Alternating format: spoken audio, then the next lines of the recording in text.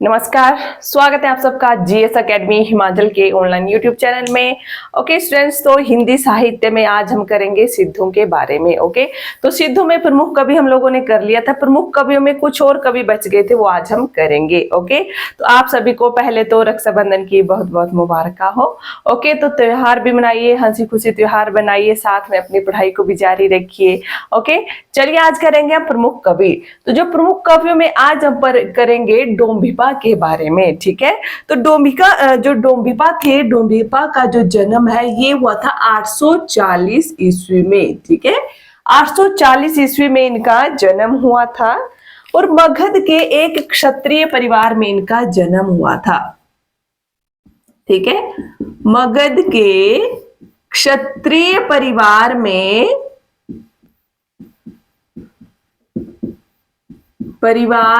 इनका जन्म हुआ था।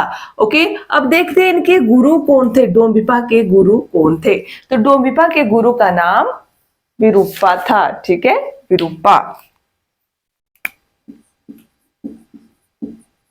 विरूपा। ओके, अब करते हैं कि डोम्बिपा के ग्रंथ कौन कौन से हैं।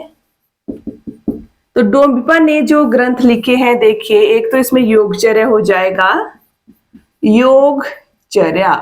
दूसरा हो जाएगा डोम्बी गीतिका, डोम्बी गीतिका।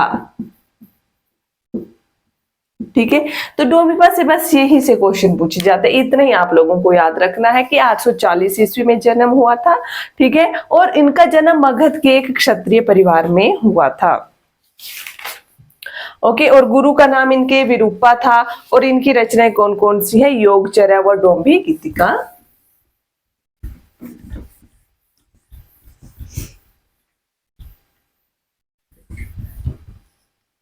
नेक्स्ट है हमारे पास जो सिद्ध कवि है कणहप्पा। कणहप्पा, कणहप्पा पे तो आप लोग मोस्ट कटी कवि से कर लो, क्योंकि कणहप्पा से एग्जाम में बहुत से तथ्य पूछे जाते हैं कणहप्पा के बारे में। ठीक है, ओके, तो कणहप्पा का जन्म हुआ था 820 ईस्वी में। 820 ईस्वी में कर्नाटक के एक ब्राह्मण परिवार में इनका जन्म हुआ। कर्नाटक के ब्राह्मण परिवार में इनका जन्म हुआ था। कब हुआ था, 820 ईस्वी में। ठीक है, कणप्पा के गुरु थे जलंधरप्पा, गुरु थे जलंधरप्पा। ओके, अब जो कणप्पा की रचनाएं हैं वो देखेंगे हम, कणप्पा ने कौन कौन सी रचनाएं की हुई है।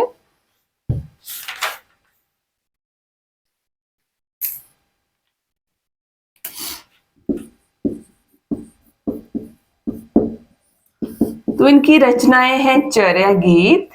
चर्या गीत इनकी बहुत ही प्रसिद्ध रचना है कणप्पा की। ठीक है, और कणप्पा गीतिका हो जाएगा कणप्पा गीतिका। ठीक है, तो चर्या गीत है, कणप्पा गीत के इनकी क्या है, बहुत ही जरूरी रचनाएं हैं। नेक्स्ट है चर्या चर्या विनिश्चयका। चर्या चर्या विनिश्चयका, ये भी इनकी एक रचना है। पर जो चर्या गीत है ये तो बहुत ही मोस्ट इनकी रचना है। ठीक है, जो कणप्पा है। अब जो कणप्पा ने जो रचनाएं की है ना, उनमें अधिकतर दार्शनिक मत ही देखने को मिलते हैं। ठीक है, तो ये थे भी कैसे कवि, कैसे विद्वान थे, ये एक दार्शनिक थे। ओके, जो कणप्पा है,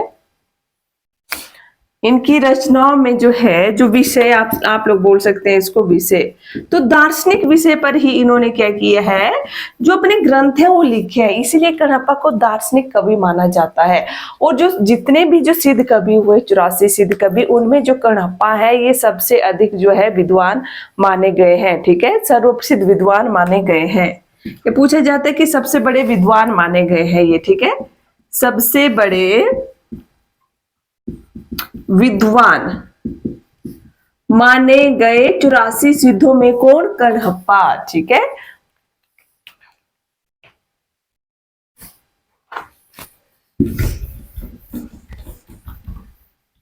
अब राहुल सांकृत्यायन ने कणप्पा के बारे में कुछ जो है तथ्य कहे हुए हैं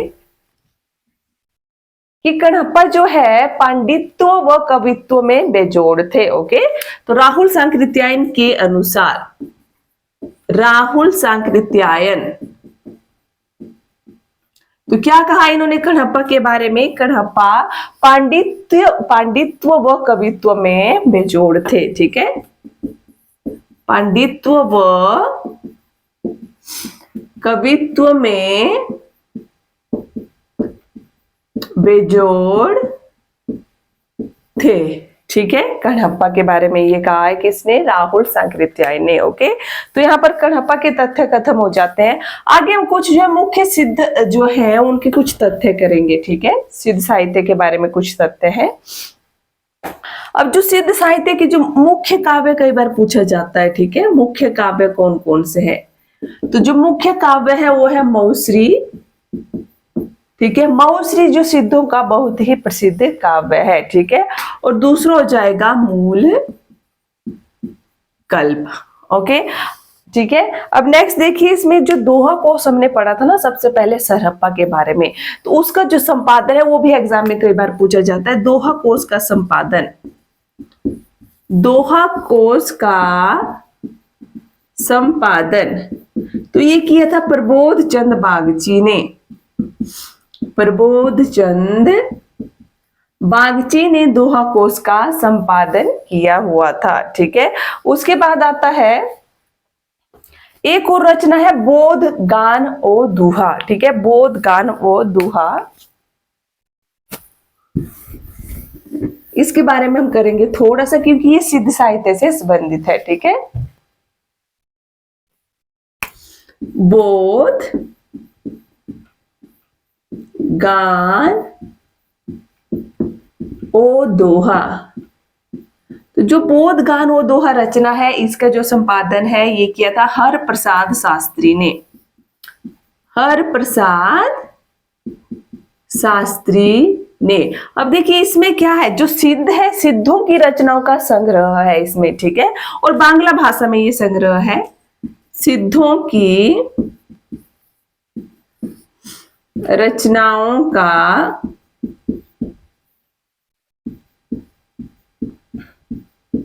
संग्रह है और बांग्ला भाषा है इसकी। ठीक है, ये भी एग्जाम में रिपीट होता है क्वेश्चन कई बार कि बोध गान और दोहा किससे संबंधित है? तो सिद्ध साहित्य से, क्योंकि इसमें जो सिद्ध हैं उनके जो ग्रंथ है वो संग्रहित किए गए हैं। ओके, चलिए अब नेक्स्ट हम कर लेते हैं इसमें जो सिद्ध साहित्य की जो विशेषताएं हैं उसके बारे में। ठीक है, यहाँ पर जो प्रमुख सिद्ध कवि हैं वो खत्म हो जाता है, अब हम करेंगे विशेषताएं।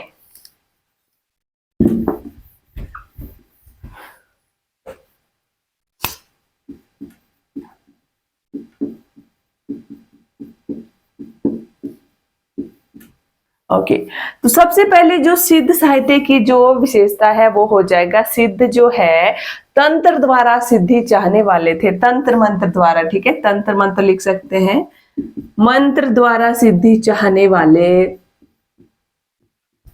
मंत्र द्वारा सिद्धि चाहने वाले थे सिद्ध। ठीक है,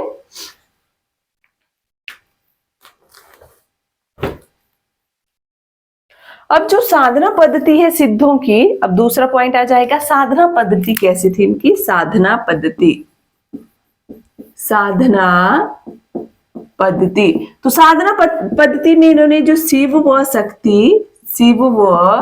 शक्ति के युगल रूप की इन्होंने उपासना की। ठीक है, शिव व शक्ति के युगल रूप की उपासना इन्होंने की है सिद्धों ने। ठीक है, ओके, नेक्स्ट हो जाएगा जाति प्रथा का विरोध किया, वर्ण व्यवस्था का इन्होंने विरोध किया है। जाति प्रथा व वर्ण व्यवस्था का विरोध जो है सिद्धों ने किया हुआ है। ठीक है, ब्राह्मण धर्म व वैदिक धर्म का खंडन, ब्राह्मण धर्म व वैदिक धर्म का खंडन जो है सिद्धों ने किया है। ठीक है, ओके, तो क्या हो गया, मंत्र द्वारा सिद्धि चाहने वाले थे ये। इन्होंने जो साधना पद्धति अपनाई क्या थी, शिव व शक्ति के युगल रूप की इन्होंने उपासना की। जाति प्रथा व वर्ण व्यवस्था का इन्होंने विरोध किया है। ब्राह्मण धर्म व वैदिक धर्म का खंडन किया है। अब सिद्धों में जो है 5 विकार थे, ठीक है, 5 चीजें थी जो ये मानते थे, 5 विकार इनको कहा गया है। पंचमकार की दुष्प्रवृत्ति थी इनमें, पंचमकार। ओके, तो क्या क्या था ये, मद्य, मैथुन, ठीक है, मद्य है, मैथुन है, मांस, मदिरा व मछली का सेवन करना, ठीक है। तो ये चीजें इन्होंने अपनाई थी जो सिद्ध थे, तो इनको क्या कहा गया है, पंचमकार कहा गया है। ओके, सिद्ध साहित्य में। नेक्स्ट आ जाएगा शून्यवाद में विश्वास। शून्यवाद में विश्वास था सिद्धों का। ओके, शून्यवाद में ये विश्वास करते थे जो सिद्ध थे। अब देखिए, जो सिद्ध व नाथ थे ना, दोनों ही योग साधना की पद्धति को अपनाने वाले थे, सिद्ध और नाथ। ओके, योग साधना की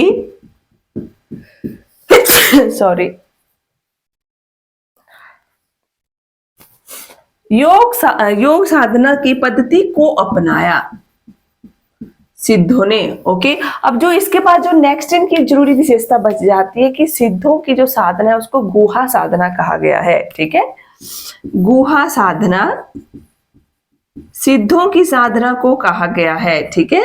तो इसमें क्या होता था, इस गुहा साधना के बहाने इन्होंने काम जो शास्त्र है उसका समावेश किया इसमें, ठीक है। काम शास्त्र का भी